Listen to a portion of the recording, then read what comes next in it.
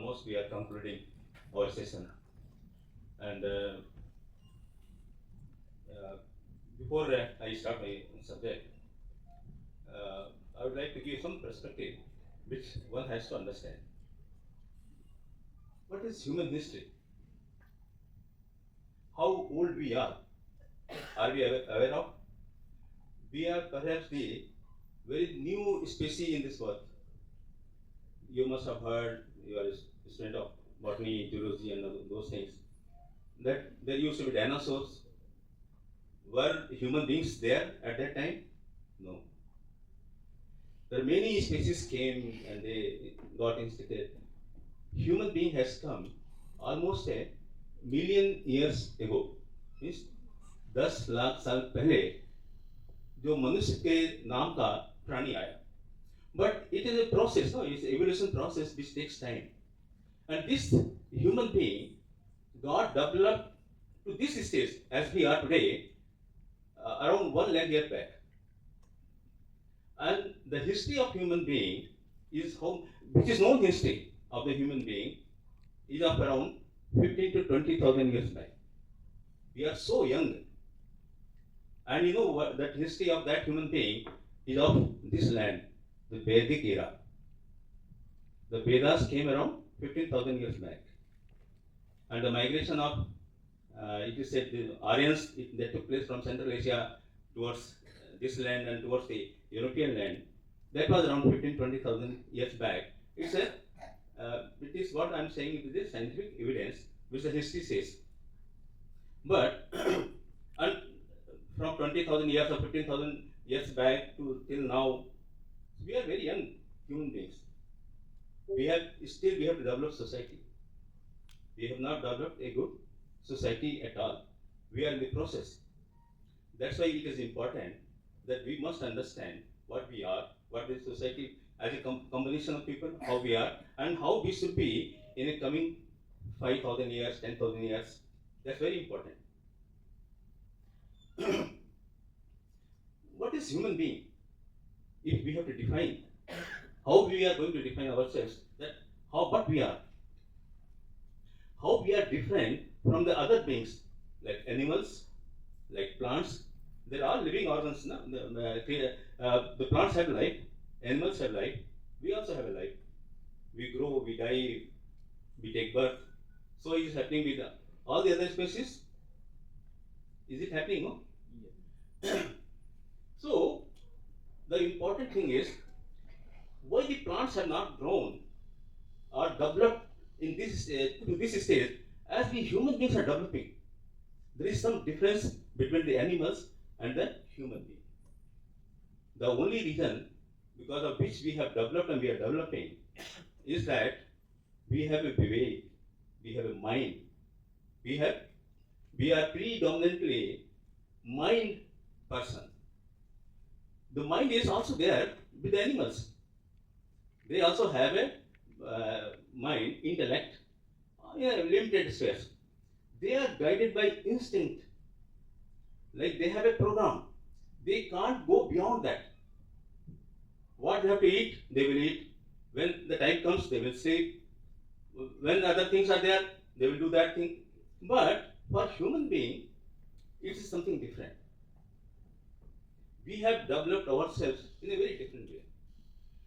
We have in mind a quality which says discrimination. We know this is good, this is not good. This instinct which we have as a human we have, that's very important. This is how we are so different than our animals. Although we are all part of this cosmos, we are part of the creation. It's all created by, we say it is some almighty God is there who has created everything.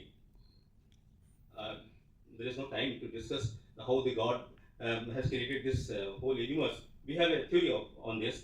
We say Srishti Chakra. But there is no time, so we will not discuss those things. We have a limited thing, and now we have to focus on new humanism. Why I am talking these things? To start with, we are human. And we have these kind of specialties. We are also governed by sentiments. Very important. You know, in today's politics, you must have seen, each party has gives some sentiments to garner the support of some group of people. They give sentiment, and we are sentimental being. One more important thing is that we should understand: the animals are also of two types. There are animals, they live alone. They are not in group, like tigers, cats. But there are animals, they live in group, like lions, dogs, sheep. There's many other animals are there. They live in groups. Human beings also live in groups. We are that type of creatures. We would like to live in groups. This is how the sentiment has started. When we are talking of geo-sentiment, socio-sentiment, which the previous speakers have stressed, I am coming to that point. How this has come in our how this has come in our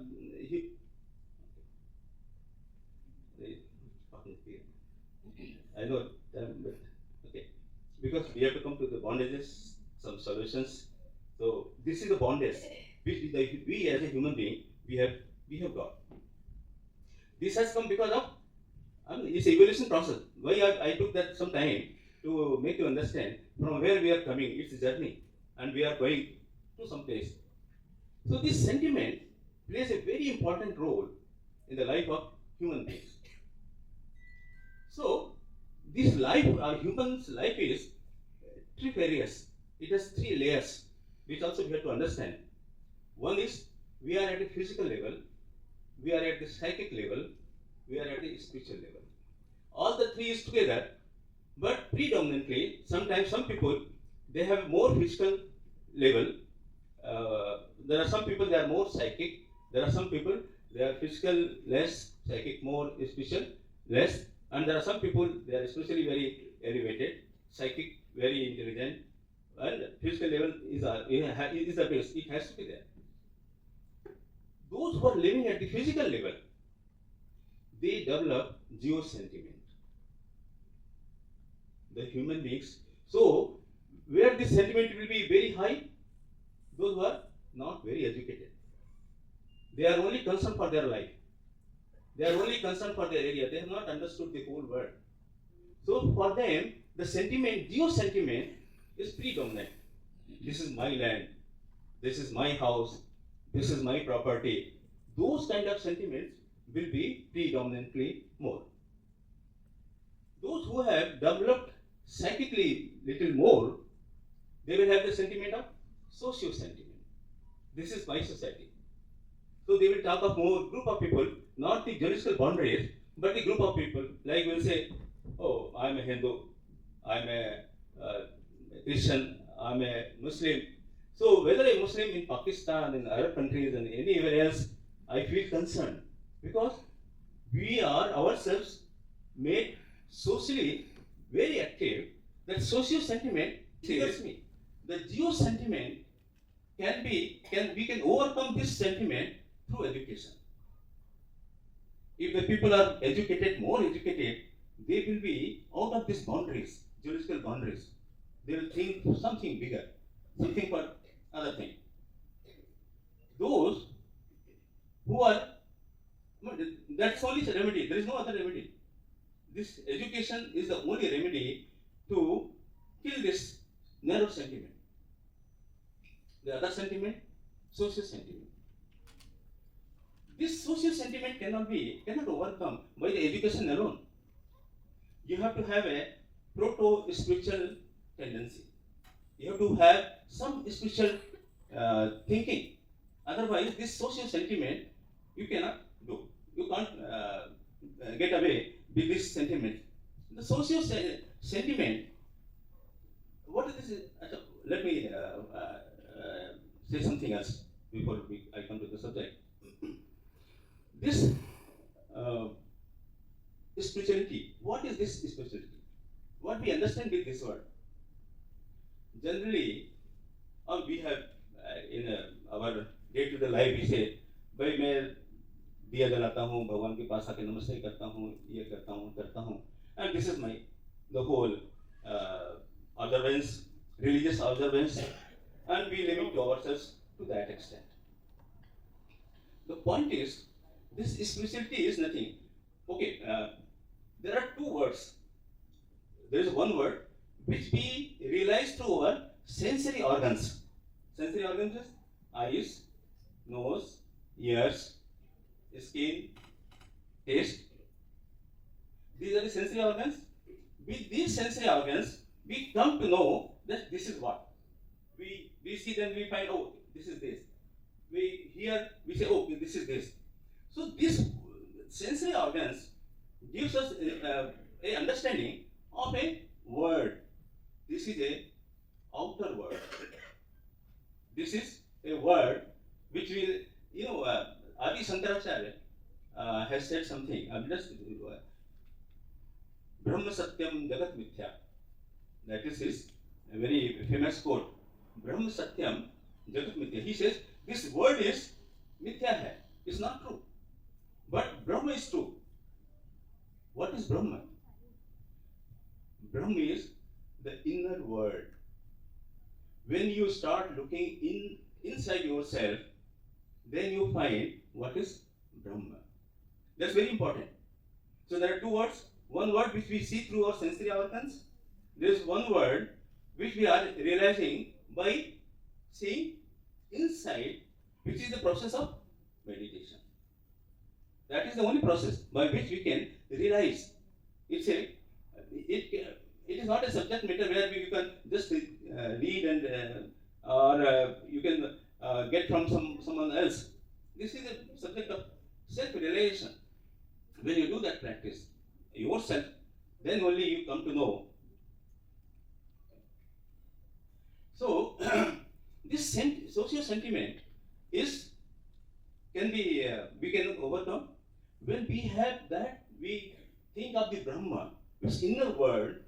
Then this sentiment becomes negligible, meaningless, and this is how we have to ourselves develop, elevate, especially to understand what is neo-humanism. Then you will have love for all other living beings. Today, we have this sentiment, a humanistic sentiment. We are all human beings, so we should only think for our own living, our own things. Humans are important, and we'll say everything for humans, and for animals. In the dinner, we need chicken, we need mutton, we need those kind of things, because we are not concerned for those living beings. There is how whether human being can exist without this ecological system? No, it cannot exist. Secondly, in our Shastra it has been said, Jiva Jivasya Bhojanam. It is said, no? Jiv ka hi jiv bhojan hai. And it is 100% true. Jiva Jivasya Bhojanam, I said, the animals, they are guided by instinct. They are programmed like this. There are animals, they will eat flesh, they will eat grass, they will eat some other things. But for human being, what is our natural food?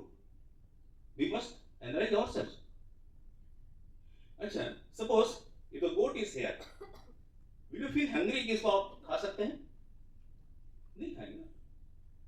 If there is any other animal, if he is around here, will you feel hungry?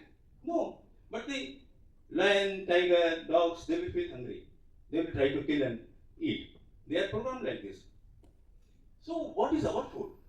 The point comes, then what is our food? Our food is, we should take, as a responsible person, plants, seeds, fruits. These are our natural food.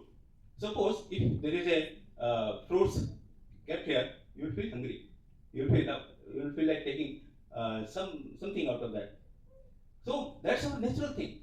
And one more thing which is very important in this thought, that the living beings which are more developed consciously should not be eaten. Plants are lesser developed living being. I would say living being. It's a jiv. They have a life. So the plants should be eaten. Why? They are very less developed consciously. And those animals, they have developed, they feel pain. They express. They won't come to your plate just like that. You please eat me. No. So, for a new humanism, it is very important that we should know spirituality. We should know so that these sentiments by which we are guided, because I said we are people living in a group. So this group sentiment, this social sentiment is there inbuilt in our system. This system can be killed only through the thoughts of great love for the great, spirituality. There is no other way. So these are the only solutions to these bondages which we have as a human being. The day